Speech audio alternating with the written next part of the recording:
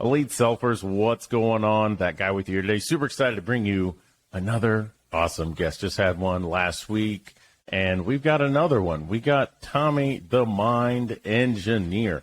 Now, Tommy, I met about, I think we were talking a second ago, 2-3 years ago, as I was in my journey of self-development. You know, it's constantly going through course after course, one-on-one coaching, all that. And then I got with Tommy, and then after that, I had a very, very powerful shift after working with Tommy. And then just recently, I was just like, man, I wonder how he's doing. And he would constantly reach out to me, man. This guy's really just here to help people. Really, really is. Very genuine guy. I appreciate you, Tommy. But, you know, he'd always reach out to see how I'm doing every once in a while. And so just recently, I was like, hey, man, why do I have him on the podcast? No reason not to. You can check him out. I'll put the link below. You can check him out if you want the details. But I guess the best way to get started with this is, how did you end up? You can give me the short version. If you want the long version, the details of it, the goods. It's a great story, you know, and I resonate with it so much. But how'd you get started in self-development or coaching? Well, first of all, thank you for inviting me here. I'm so glad to be here and talk to you again after it's been, as you were saying, a long time that we spoke. So into personal development, I started when I was like 16, 17 years old. A friend of mine gave me the Celestine Prophecy book. So I had kind of a search inside of me since I was a kid. I was very different. I didn't fit in at school. I didn't fit in with my family. I was kind of the black sheep. I was bullied a lot at school because I had adult ideas that most kids didn't have. So this guy gave me this book, and I really enjoyed it. It blew my mind. I think about something more, universe, God, whatever you want to name it. I don't care. It's something more than just this life that we're living in. So I had kind Forgive me. What's that book? Celestine Prophecy. Celestine Prophecy. It talks about some people in Peru looking for some scriptures that they talk about, you know, the spiritual part that, you know, in a different way than most people talk about it. So it was pretty nice.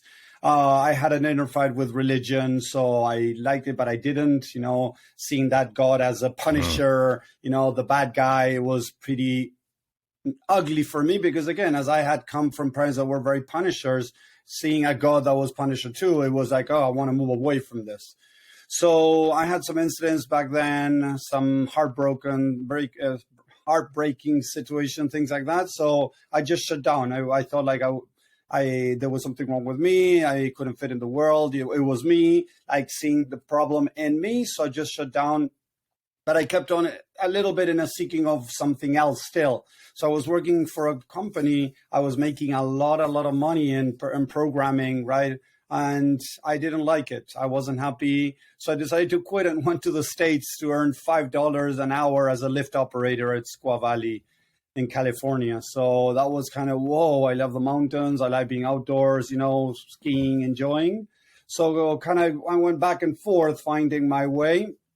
And then in more or less, I started trying to start businesses, but nothing seemed to work. In 2009, I met an amazing woman, spiritual teacher, mentor, coach, kind of everything. And she opened my eyes again. And since then, I've been just studying and working on the mind, on our behaviors, studying the mind and the behavior of humans to understand why we're acting the way we're acting, why we're procrastinating, why we're feeling anxiety, depressed, whatever it is. That's why I call myself the mind engineer, because I reverse engineer to understand what is it that's causing the anxiety? What is it that's causing whatever that's happening today? Yeah. Right. So throughout your journey, you know, I noticed you mentioned leaving the job, you know, and many of you who listen to my podcast or know me personally, you know, I did the same thing. And it seems like the majority of the world, I won't say everybody, nothing's wrong with the job, right? And I kind of feel the same way that you feel as far as being a black sheep. You know, I was like, man, I always had these wild ideas that my head's going way out here. I was always a creator, right? But I didn't know what I wanted to do. What's your suggestion for people as far as, you know, maybe they kind of like their job, but not really sure? Because I was in a spot where I was like, man, you know what? I'm making decent money, like you were saying. And I kind of like certain parts of my job, but something feels like it's missing. Like, how do you walk somebody through that? What would you tell them? So the first thing to do is tell them that try not to quit right away before having something, in front of them, because there's a lot of people right now offering these things that, oh, just quit your job, do this and start making money, whatever, making money. And I imagine that you can see and, talk to this too, is that building a business doesn't happen overnight. And this is one of the things I want to bring. I know it's not really exactly what we're doing right now, but you need to understand, guys, that it took me 3 years to be making six figures with my own business as a coach, right? It doesn't happen overnight, as all these people telling you out there. It doesn't happen. So first of all is try to save money, try to be, working where you are so that you can pay your bills. And at the same time, and that's what I did, at the same starts finding what is your passion. One of the biggest things that I teach the people I work with is finding your passion is about also maybe sharing your passion within your 9-to-5 job. So the truth is, and it's going to sound weird, is being you. The biggest gift we can give to humanity is being us, but in our true self, not becoming someone else, not creating an identity, something outside. No, it's meeting who we really are. And from there, maybe in a regular job, do the things that we do, but from our true self, or find another job, or find our own business, whatever it is. Because if everybody jumps into starting a business, what's going to happen with electricity? What's going to happen with gas? What's going to happen with cars? We're not going to have anything else, because everybody's going to be running their own business, right? And nobody wants to be an employee. So people like being an employee, and there's nothing wrong with that. This is something that we also need to address, because it's wrong to be, you're a slave or 9-to-5. People enjoy it. People love it. But the idea is to be able to be more you, so that you can share that with the people even around in your job. There's nothing wrong with that. So again, if you're going to find, something else, even a business, is do it from getting to know who you really are, your true gifts, your passion, your mission. Because if you go starting a job, starting a business, because everybody, it's now, the big thing you got to do, right? It's a cool stuff to do. Yeah. That is the wrong reason. When we're starting things from the wrong reasons, they are doomed to fail. Awesome. Oh man. So well said. And that reminds me of like I said, I talked a little bit before about the job that I had. And remember, as I bring people on, it's not about doing what we do, right? What I do, what Tommy does. He's giving you these examples. So you can kind of go that direction. He's not specifically saying, like he said, don't just quit your job and start a business. Figure out what you can do at your current job. So at the job I had, so I was a manager for 18 years or so. And then didn't become a leader until 10 years ago. Big difference. I did exactly what you're saying. Like, I was like, man, what do I like to do? And I started realizing, like, I guess at heart, I'm a teacher. I'm a coach. I'm a developer. My mom was a teacher. My grandparents were principals. It's just in the blood, I guess, as far as being teachers or coaches or developers. And I started doing that at work. I started trying to find those people who wanted to move up. And that's where I kind of found my passion. Like you said, I didn't just quit my job and was just like, oh, well, I'm just going to go start this thing that I have no idea what I'm doing with. I don't know if I like it or not. No, I'm going to try it a little bit. And wow, okay. That was awesome to see that person, move up the ladder. They got what they wanted. They got that extra money. And like you said, some people like that structure. Some people like the structure of a job. They want to move up. They want to go to work, clock out, go back home, because their passion is being a parent, maybe, or, being a soccer coach for their kids. And the only way they can do that is if they go to a job. So, I mean, absolutely, everybody has their purpose. And also the other thing, as far as you're saying, it's not just about the money. And to me, it's a funny story, maybe not to everybody else, but, you see on YouTube, like, I could build you a Shopify store and you could make 10 figures, or 10 figures. You can make $10,000 a month, or I'll build a YouTube channel. These things are everywhere, people, everywhere. And guess who clicked on all of those? This guy, like, years ago. Yeah, exactly. Both of us, because our focus was just money, right? And now the way I know that I know what I'm supposed to do is I see those, I have no desire. I skip so fast because I already know. They all work. I can almost guarantee you that they probably all work, right? They all work. Real estate, Airbnb, management companies, whatever it may be, Shopify stores, whatever. They all work. but are they all fulfilling? Right. And that's what you were saying, and develop that passion. So yeah, so true. Thank you. Thank you for sharing that. And that was one of the things that I knew that I was ready, because every time I see those, like, I don't care if you make $1 million. Are you fulfilled? Because it's no, who says that? I forget what they say. They say, everybody wants to find out for themselves, kind of thing. Like, money's not going to make you happy, but everybody wants to find out for themselves. Exactly. And sorry to say, but I think you said it before, you're making a lot of money at a job. Same with me. I had to make, it wasn't millions, but still it was six figures. It was past what I've ever thought I could make. And it took that for me to realize that, you know what, $1 million's really not going to do much more for me. You know, what will? So I would like to hope to get everybody listening out there who's not quite where they want to be financially to find that passion first.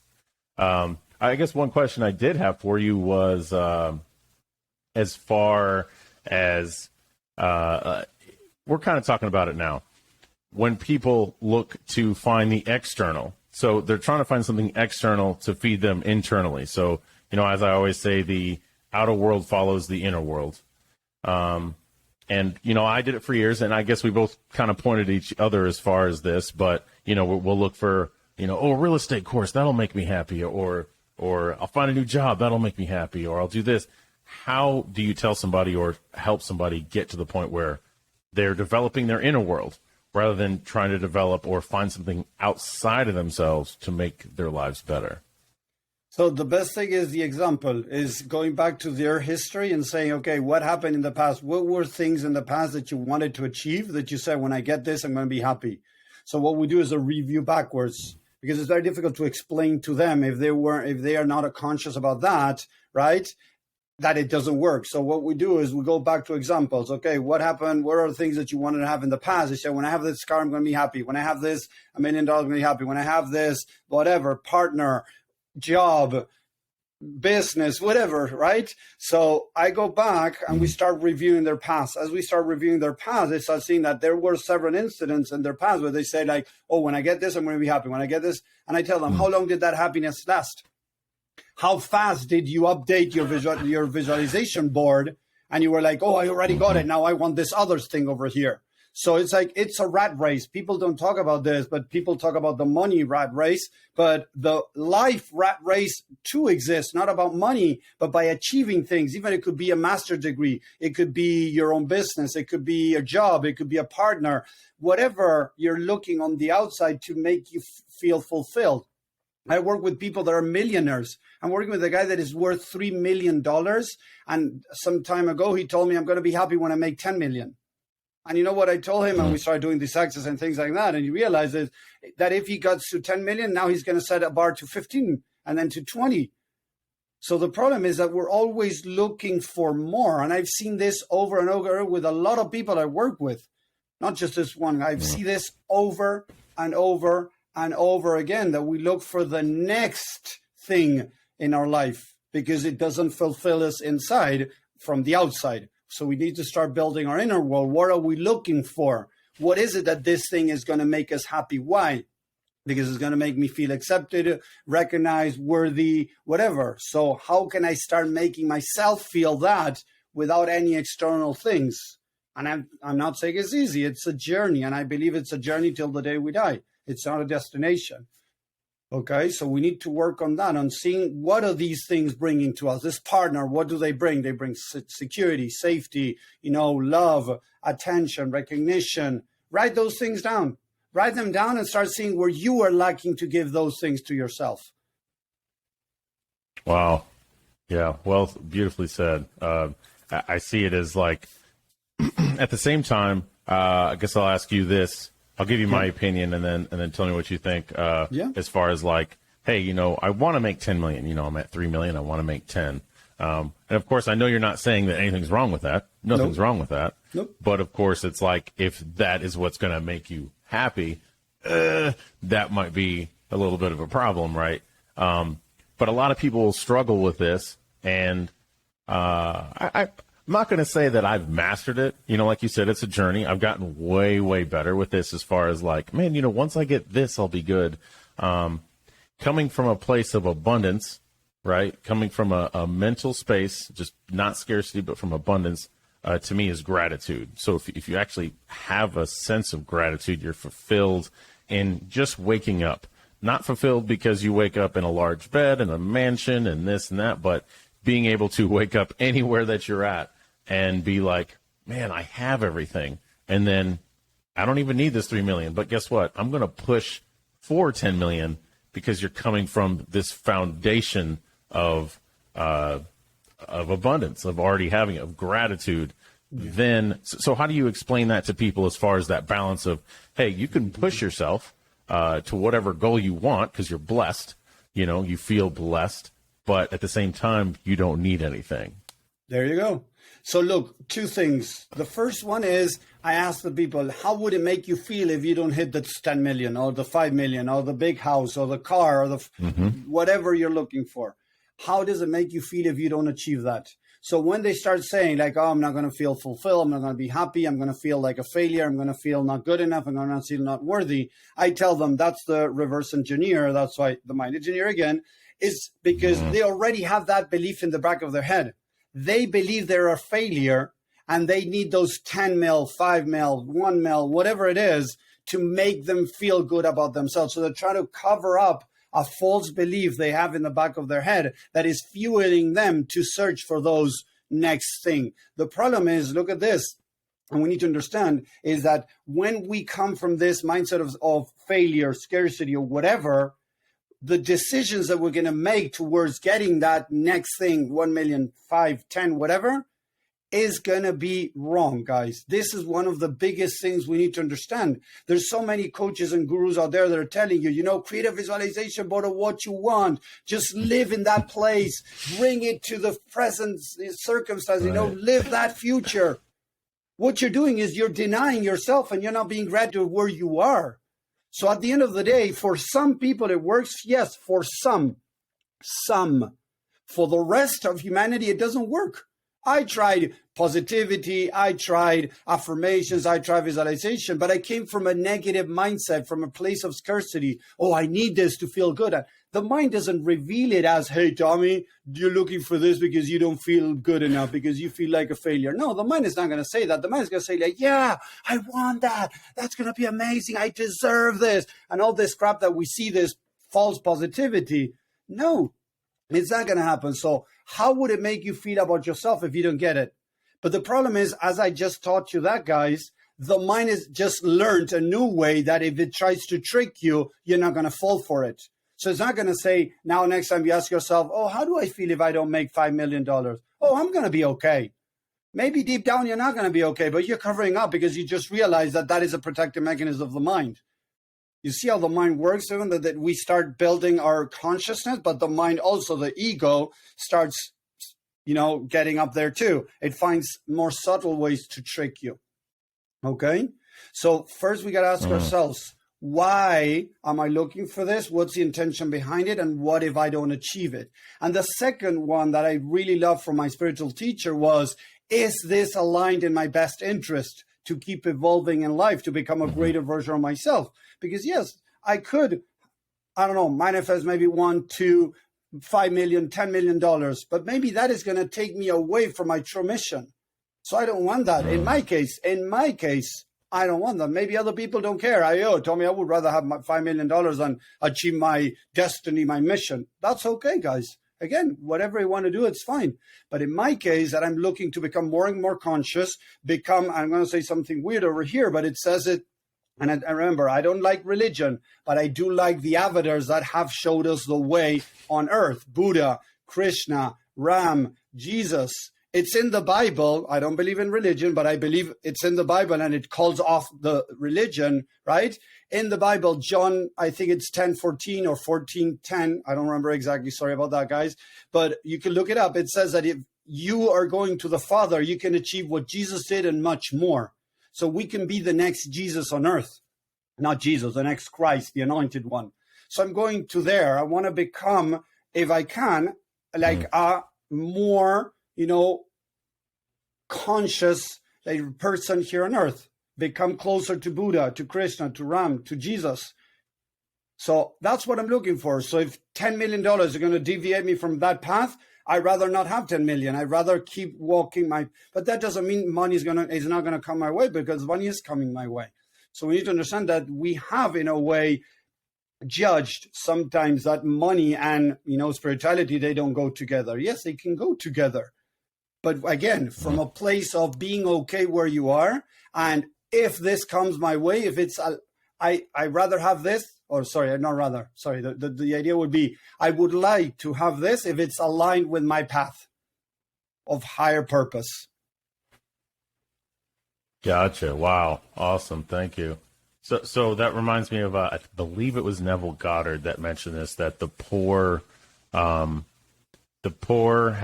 not fulfilled the level of human growth as gifted. Basically meaning, so like I'm about the same boat as you. Like, I don't care what religion you are. That's the beauty of being human, and beauty of being where we're at is you could be whatever religion you are. But as far as being poor, I don't think they necessarily mean money, but they mean, what are you giving back as value to society? Because once you do that, you're giving back to value. You do one-on-one coaching, you help people, and I'd like to go into that right after that, what exactly that looks like, where they need to go to sign up if they're interested. But what are you giving back to society? So if there's something that you're giving back, and understand, being an awesome trash man is giving back to society. Sorry, if you enjoy, you're passionate, you like meeting people, like, that's your thing. Go for it. Like, nothing's wrong with it. But I can guarantee you, the more value you bring, the more money you'll make just automatically. But when you try to go for something that is just for money outside of what you can give back. So, yeah, well said. And I guess one more thing I'd like to say on religion is, I had a pretty negative experience as a kid as well with religion. It was just shoved down my throat as a kid, and I attached a negative association to it. So not until probably the last couple of years was I able to be a little more open to it. And what I mean open is kind of like the way you're taking it. You're taking the ideas of religion and you're saying, hey, you could still learn from this, right? There's still a lot of parables, a lot of stories that teach us that are very valuable. And I would just shut all of those out, because when I was a kid, I was forced to go to church, and we never went to one church, so I didn't make friends. The majority of people that did stay at the church, they had friends. They didn't want to miss the next church event because they're with their friends, right? Yeah. Me and my brother didn't have that. We went to so many different churches. Either way, I had this negative belief on it, and I'm going to go really quick, little bit this way on something, but that was one of my beliefs that I had to discover about myself, about money, because my parents always said money's evil, right? Or rich people are evil. Money doesn't grow on trees. All those negative things of money, right? Yeah. So I attached money to religion in the way of, my parents would always say, well, it's evil. Every single day, my parents are, love them, thank you, Mom, Dad, appreciate it. But they were the type to, you walk through the door, it's something negative. Oh, so-and-so got shot. This happened. Jesus is coming. Jesus is coming, because the earth is dangerous. It's a dangerous world. Very negative, right? Yeah. Because that's kind of how the Bible was, the plagues and locusts and leprosy. And, so my parents would always point out those negative things. So that I had an attachment. This is me. That it's not like they taught me this. I had to discover this for myself, kind of like what the mind engineer does. We'll break down these things for you. But I had this attachment to, if something good was happening, that means Jesus came back. That means my life is over. Wow. So as a little kid, that's what I recognized I had. So anytime I would make money, I would subconsciously sabotage myself, because everything's already bad, right? So you got to imagine, my parents taught me that, everything's bad. So even if I was having a great day, I would always notice these bad things. And that would actually comfort me, because I was like, okay, well, cool. Jesus isn't back yet, so I'm still alive. There you go. But if things got good, that meant to me that, well, life's over. That's it. Yeah, great job, great life to you, and that's it. So anything good that happened, I would somehow get rid of it. I didn't know how. I would make some money. I'd get a raise. I'd figure out a way to get some bills to where I was back in the same spot. I would do all these things, and I had to mind Mr. Mind Engineer right here, I had to break these things down and go back and be like, what's the source of this? Why do I think like this? You know, is this truly going to bring me happiness? So I had to let go of the concept of money completely. And once I let go, I was like, what's my gift? What's my talent? You know, and there's the story of the talents. I don't want to go deep into that, but I love that story. But it's important to find that talent, that gift that you've been given, or develop a new one if you don't want to. Develop a whole new talent and go that direction. But yeah, that's my rant on religion. But like I said, now I'm open to it, right? You know, I'll ask my parents certain things and I will phrase it in a way that makes sense to me. So rather than it be, you know, Jesus did this, and that, I'd be like, okay, what's the story behind this? What's the thing that's going to help me with this? So, nice. Yeah. That's the idea, to question, like what I tell everybody is question our entire belief system, because we decide what to choose to think. Unfortunately, when we're kids from 0 to 7 years old, we're very susceptible to what our parents, school, teachers, and different places bring into our mind, and we grab that as the entire truth. And many times we misinterpreted that and we created our own truth. The problem is that truth many times is false. So one of the things, again, going back to, you know, questioning, is we need to understand that a lot of what we think is wrong.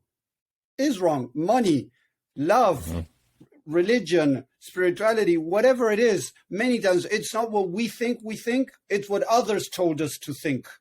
So we need to start questioning our entire belief system. And this is a journey. I've been doing this for 13 years, and I keep questioning and keep finding things associated with maybe money, something smaller. My life has changed. My income has changed, but I still find things that I need to work on.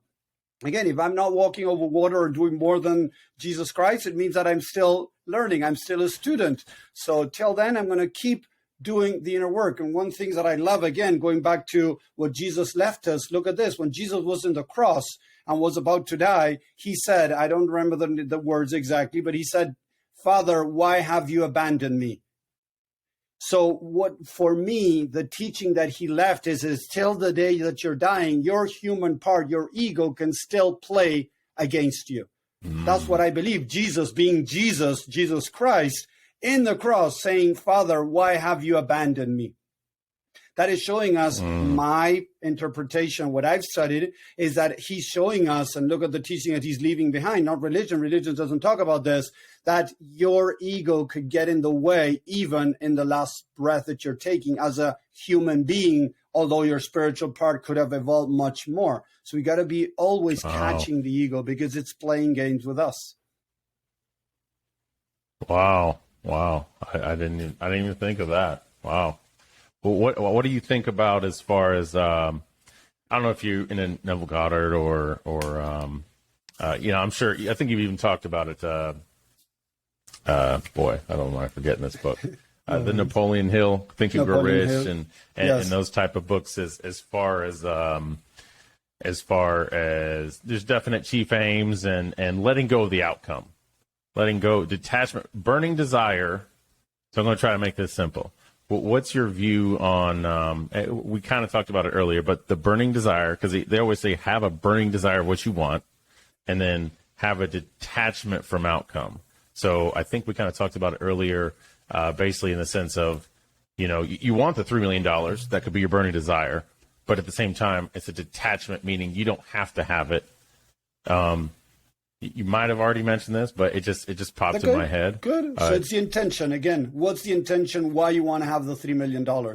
Again, you got to start exploring that. Okay. And for sure, you're always going to find a false belief behind it. And it's fine. Again, what happens if I don't get it? And I get people, look, Steven, I talk to people and people are like, you know, they were to start their business. They want to use Facebook as a platform to start getting, you know, organic marketing, whatever. And they're like, I'm not posting. Okay, why aren't you posting? I don't know. I have no idea. Okay, you know, and we start having a chat and ask them, like, do you care what other people say? No, I don't care what other people say. But as we start digging deeper, they end up confirming that they do care what other people say. So it's not, and this is going to sound very weird. Bear with me, guys, a second. I'm going to explain what I mean. This is something that I made up. It's not what you think you think. It is not what you think you think. It's what you don't know you think that you think.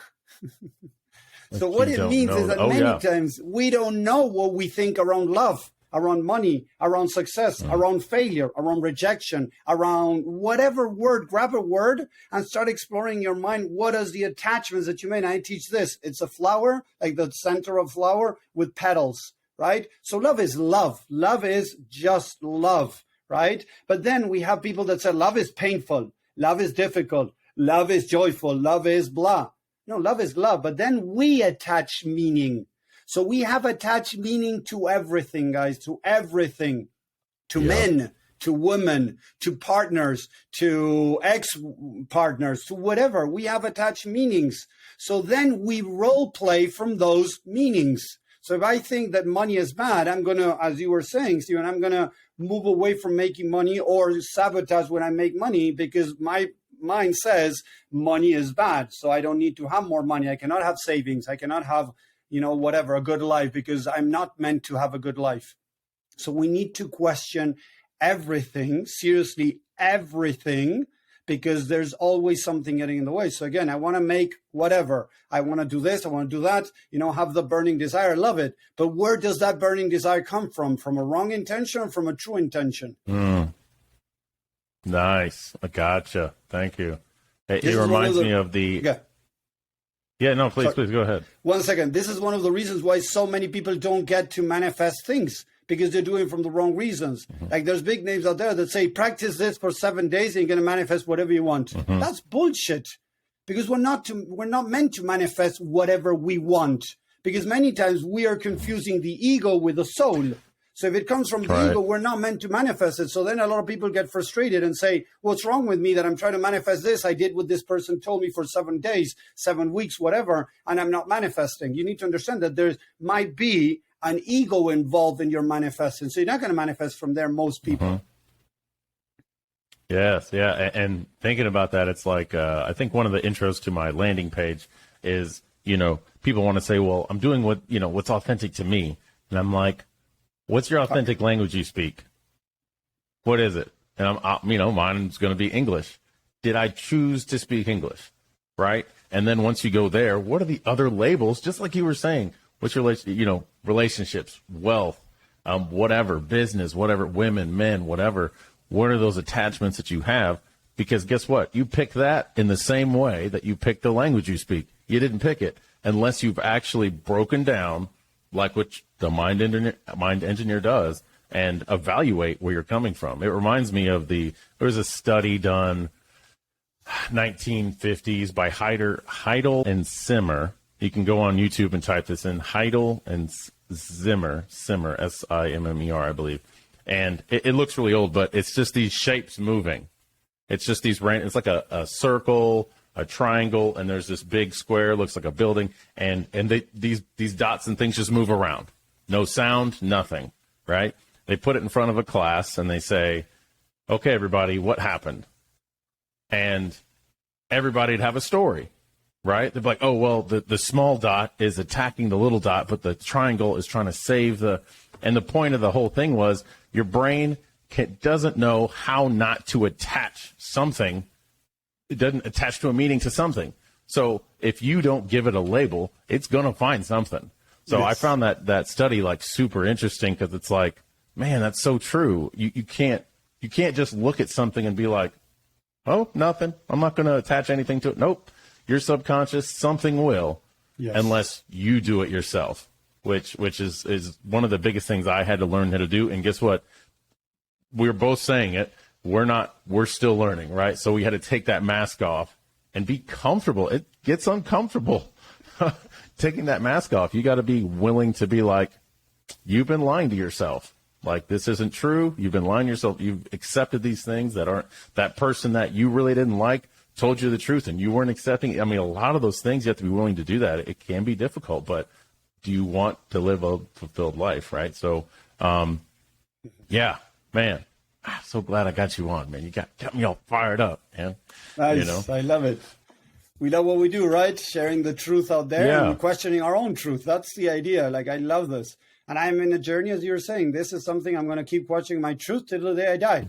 Because the ego can get in the way anytime. If I think, like the other day I went up, I posted something on a woman who was like, oh, I already did this. Like, questioning your beliefs and changing them. And I was like, you already did it? blah, right? Because it's like you're convincing yourself that it's done. Maybe it was just a word or whatever, but actually deep down she's thinking that she already did it. And I've heard this. I had a discussion with a woman like 3 years ago that she was saying that you could work with her for 2 hours and she would get rid of, seriously, she was saying you can get rid of all your limiting negative false beliefs forever. It's like, what? 2 hours and you get rid of everything? And it was bullshit. Of course it's bullshit, because you're not ready to face all and question your entire belief system. You're not ready. It is a progression that you keep going through. I tell you that it's a spiral. It could be an upward spiral or it could be a downward spiral. But what that means is that you're going to go through the same spot. As a spiral goes up, you came here, it goes up again, comes along again, and you're going to be up here. It's a different spot, but it could be the same things about money, could be around love or whatever. You're going to keep questioning as you go higher in your awareness and your consciousness. So it's not that I'm done with facing money issues. No, I'm not done. I know I have much more to question, but they're going to come and reveal as I go, as I keep questioning different things. But you're not done till you are walking over water, becoming the Buddha, the enlightened or whatever. Well, that's what I believe. If not, you're still learning, right? And I mean, yeah. And even then that you mentioned that, I bet you that if you ask those people that walked on water, they're probably like, I know even less than I thought I did. I think that's a quote I heard from Jeff Bezos, which he probably heard it from somebody else, but he says, the more I learn, the more I realize I don't know. There you go. Which I used to be frustrated with that, because I always was like such a destination person. Just like we said, once I have this, I'm happy. Once I have this. And then once I started to remove that idea and realize that, like you said, it's a journey. You enjoy the game. You enjoy everybody says it differently. You enjoy the game, you enjoy the journey, whatever.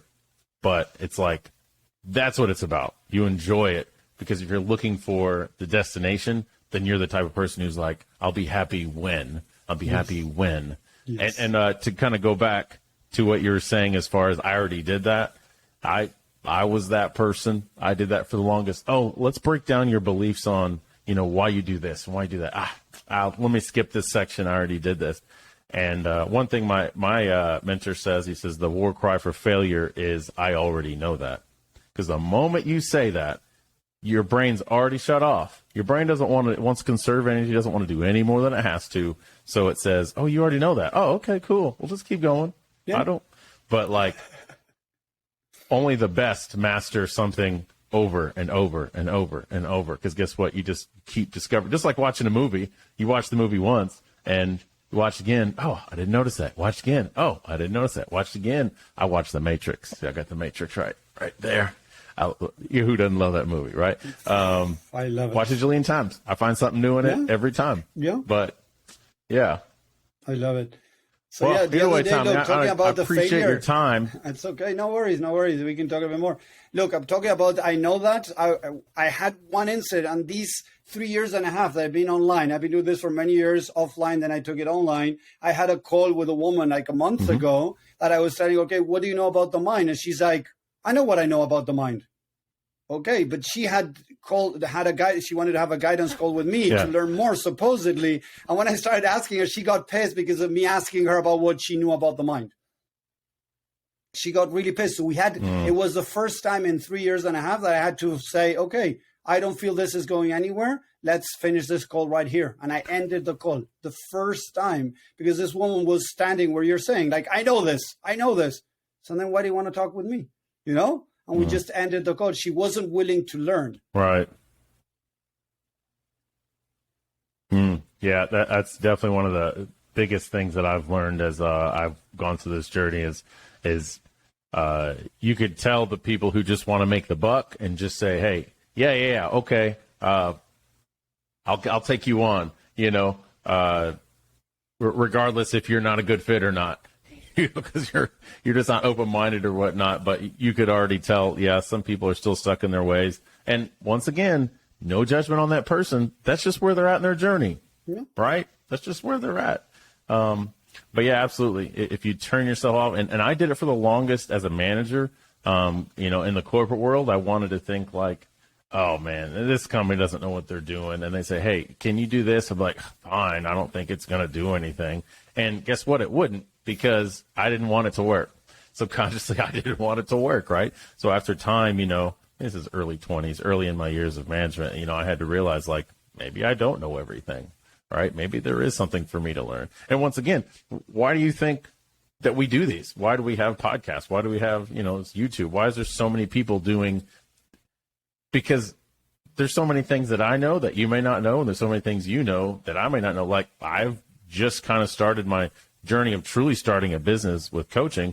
You've done it for a long time. Like, see, I mean, yeah, I think that's truly the beauty of life. And I think I mentioned this earlier before we started, but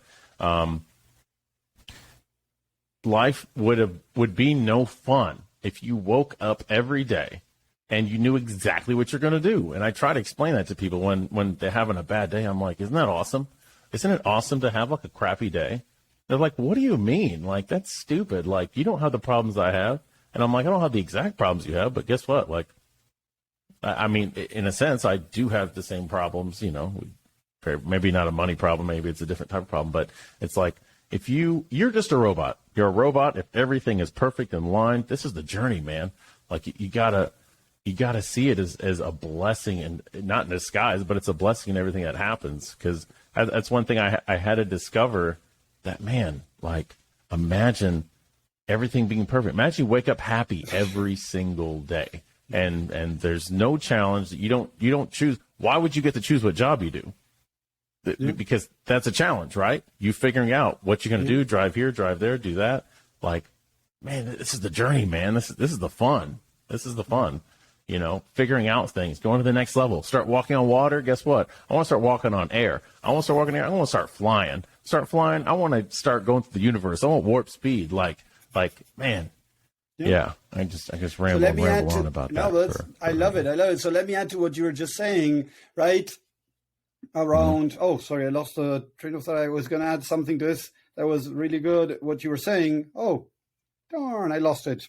Sorry, I lost it for a second. Let me see if I get it back, but no worries. Let's continue. But it was interesting what you were saying, and I wanted to add one more thing to this, but I forgot. So no worries. It can happen. Oh, man, that was going to be gold, too. I felt it. I was coming up with something to share, to share some value. There's a golden nugget, but I forgot it. Sorry. So let's review fast. You were saying about, right, become more and more, keeping your journey growing. Darn. Yeah, I don't remember now. Sorry right. about We're that. always continually. Was it in the middle a little bit, or was it like walking on the water, constantly a little bit learning? earlier than that, exactly. Constantly learning. We're not robots. That we're robots if we're working. Now I remember. Look. There we go. Thank you. The challenges. What I teach people is, thank you. The darker the moment you're living in, the stronger you're holding to your false beliefs. Oh, gotcha. Man, that's so true. I did not think of that. Say it one more time. The stronger, the dark area that you're in. The darker you are in, the deeper you're in, the more attached that false belief, the more you're holding on to that false belief. Wow. So if you're like crazy broke, you're super in debt, filed bankruptcy, all that, you have some sort of really strong belief on you being broke, or you not having money, or you not being of value to have. Oh, man. Okay. Deserving, worthy, good enough, whatever it is. Yes. Mm-hmm. Yes. The darker the moment, the stronger life has to hit you, the more it is, because it has to break that connection, right? It gives you the chance to break that wrong connection you have inside of your mind. The harder it hits you, the more, first of all, you're ready to deal with that. First of all, it's important to understand that if it comes hard, or whatever happens, the challenge you're going through, is because you're ready to go to the next level. Okay, you got the strength and everything, but the more also you're attached to that false belief that needs to be let go. So what do I need to learn from this? The question is, what do I need to learn from this? I'm not saying it's easy, guys. It's not easy, but that's the idea in life, to always learn from the negative moments. What do I need to learn? Why is this bothering me? How does that make me feel about myself? The 3 questions that I teach to everyone is, how does this make me feel? I'm broke. How does it make me feel? Why do I feel this? And how does this make me feel about myself? The self-image that is coming up to the surface around being broke, not having money, not being able to provide to my family or whatever. That's the idea. That's when you start tapping into your subconscious mind, the negative beliefs you have about yourself. How do I feel? First, emotions. We got to go through the emotions. They're the GPS. Then we're going to ask ourselves, why do I feel this? Find some context, because I cannot provide my family. Okay, how does it make me feel that I cannot provide my family? I feel like a loser. I feel like a failure. I'm not a man. I'm not a provider, whatever. I'm not the man in the house. Whatever it is that we're saying, the negative image that you made up in your mind or in yourself. So then you got to start working on changing. And I've seen amazing changes in people. I was working with a woman that she would always fall for the bad guys, always for the bad guys. She didn't know why. When we started finding out what happened in her childhood, when she was a kid, dad was a driver, dad would leave a lot, right? And mom would always talk bad about dad, always really negative things around dad. He's emotionally unavailable, he's a jerk, he's this, he's this, he's this, he's this. So this little girl made up in her mind a recipe of the ingredients of a man that she needed to find. So she went out there looking for dad, the traits that mom had said about dad. That they might not be true. That was mom's perception. But this little girl made up in her mind a list of the qualities of the things that a man had to have. When we started identifying these things and changing them, she was able to find a guy that wasn't a douchebag. Wow. Yeah, I mean, so simple, but to discover, like you said, it's not easy. No. Like you said, man, it wasn't easy. No. And, in your opinion, so in my opinion, if I ran across somebody like that and we discovered that, because it's usually stemmed from, like you said, childhood, from 0 to 8 years old or so, somewhere around there, we developed this pattern. We tied it in the subconscious. As far as changing this, tell me how much different you would do this or what you would do. So if it was me and I'm coaching them, we would find out what the issue is, and then from there, we basically try to focus while they're in the theta state, before they go to bed or right after they wake up, and also just meditation throughout the day and whatnot, and trying to shift those, or mainly focus on the life that they do want at this point, what that looks like, what that feels like, how that is. And then, you mentioned it before, where's it coming from, right? Because if you're trying to get in a relationship coming from a place of lack, rather than it just be abundance, rather than it be just, feeling that you deserve it, then it's a little different. But as far as meditation and getting in the state of theta to change these things once you find them out, is that somewhat a direction you go? I don't put a label to it, but I'll tell you how I do it. I don't mind sharing over here, right? Okay. It might be theta state, because what we do is as they close their eyes, they start thinking about, what's going on today. How do they feel that they're they're going out with these guys, these dudes? How does it make them feel about themselves? So we start going deeper until we're able to bring a memory from the past. So we bring, this little girl that was seeing mom talking really bad about dad. So we go to that. The mind, a couple of things to understand. The mind has no time. I can bring back a memory and I can relive it as if I were there, and I can start crying and I can smile. I can feel it in my body, the same emotions I felt back then, because they're still stored inside of us. So what we do is, you grown up, Stephen, you're going to go find, in this case, this grown up woman went and found this little girl that was exposed to mom saying this garbage. So what we do is we show up this woman as the adult and says to mom, hey, mom, and we're going to start changing the past a little bit in the mind. And the mind, as we do it in a specific way, the mind takes it as something normal. So she jumps in as the adult and starts telling mom, hey, mom, stop doing what you're doing. You are creating negative things in this little girl. So stop saying this bullshit about dad. Stop it. Then you're going to turn around, talk to this little girl and ask her, how do you feel with what mom is saying? Why do you feel this? How does this make you feel about yourself? And start finding these beliefs. So now we spoke to that little girl and said, okay, I understand how you feel. You know what? Mom has unresolved issues. That is why your mom was talking like that to about men or about dad, because she has unresolved issues with men, and now she shouldn't be talking to you about, what dad is doing or not doing. That is her problem. But the truth is, you don't need to go out there and find these type of men in your life. You can find somebody else because you deserve. So we find the context of why this little person made up in her mind, right? I don't deserve good guys because look at mom, right? Mom found this guy. I got to go out there and find the same guy. I don't know. We got to find the context. When you're able to bring information to that part of you to explain enough so that part of you lets go of the belief. It's not about forcing the change. It's about allowing that part of you to say, oh, I don't need to accept this anymore. No. In my case, my dad hit me several times. So I walked into those situations, me as an adult, stopped my dad from hitting me again. He hit me, but not again. And I spoke to that little boy. How do you feel? I feel worthless. I feel bad. I feel lonely. I feel whatever, angry. Okay, why do you feel these things? Because my dad doesn't love me. My dad doesn't care for me. My dad, is hating me, whatever. How does it make you feel about yourself? That I'm not good enough. That no matter what I do is not good enough. Okay, buddy, you know what? Your dad is hitting you because he has issues. His dad beat the crap out of him, so now he's hitting you because that's the only way he knows.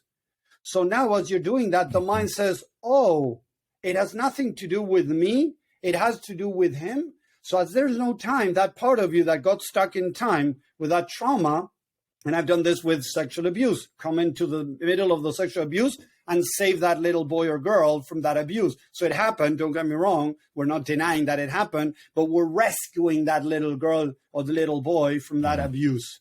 So that little girl or boy now says, well, there was somebody there for me, because most of the time we don't have anybody there for us.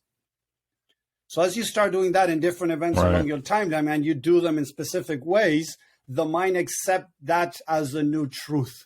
Oh, my dad hit me because he had unresolved issues. It had nothing to do with how bad kid I am or if I'm not worthy.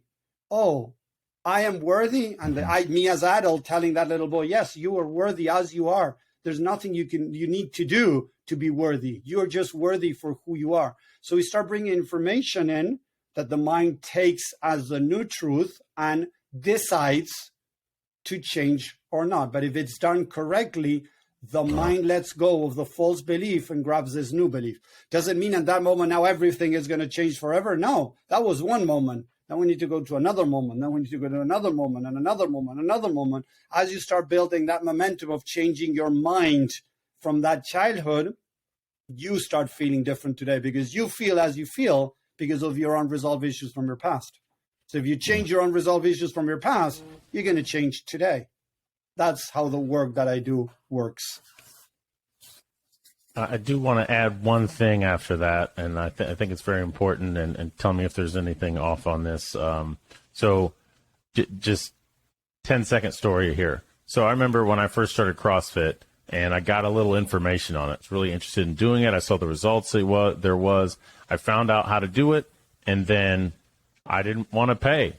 That crap's like $200 a month, right? I didn't want to pay. So what I did was, and they post the workouts. So what I do, I grab the workouts, and it's not like they said don't steal. I wasn't stealing, get them online.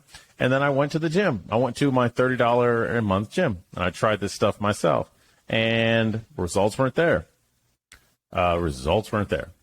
So the reason I say that is, me and especially Tommy on here, he's giving you and explaining some of the things that he does. This stuff's not going to work unless it's broken down properly, unless there's somebody who's actually there to diagnose it and someone there who's actually going to break it down. Because like you said, the ego will get in the way. So if you try to do it yourself, what's that quote from Einstein? The mind that created the problem can't solve it. Right? Something like that. The same mind that created the problem can't solve it. So just wanted to throw that out there just to make sure that, people are listening out there and they're like, oh, okay, I remember, my dad used to hit me and I'm going to go sit down and try that. It's like, it's a little bit more than that. So I just wanted to throw that out there. I love that. I'm sharing 13 years of study. Yeah, exactly. I'm sharing 13 years of studies and practice, right? And this is a crash course of something. It's like trying to teach somebody to fix a car in 5 minutes, right? Right. You get your hands in there and then you end up messing it up more. So actually work on cars. No more. Not a fan. Well, Tommy, man, like I said, thank you so much. Let's see, we've been on here 55 minutes now. Man, I'll definitely have to get you back on here. How do people reach the one and only Tommy Walker, the Mind Engineer? How do we get a hold of you? The good thing, as you just said, the one and only. If you put Tommy Walker, the Mind Engineer, or Tommy the Mind Engineer, you're going to jump into my Facebook or my website. My website is themindengineer.coach. Themindengineer.coach. Or you can find me on Facebook as Tommy Walker, the Mind Engineer. I have a lot of things there, free resources, and I have a couple of books that I wrote. I have different things that people want to know more and follow me. I have do lives and things like that to share more insight. I believe that more people need to learn about these things to realize that when we're trying to set goals out of scarcity, out of negative intentions, these things are not going to happen. So people feel frustrated that, oh, did this big guru said if I did this is going to work, and it didn't, right? So you need to understand that there's more in play to just what these people are saying, and this is what I'm trying to, give more information, insight to people to help them out. So yeah. Wow. Well, once again, thanks, Tommy. Just reach out. Like I said, this guy's always here to help. Still reaches out to me all the time, and it was years ago. So, I mean, thank you so much once again. Such an authentic, awesome guy, great energy. So reach out to him if you got any questions. And all you guys out there, stay authentic and stay elite. Later. Thank you.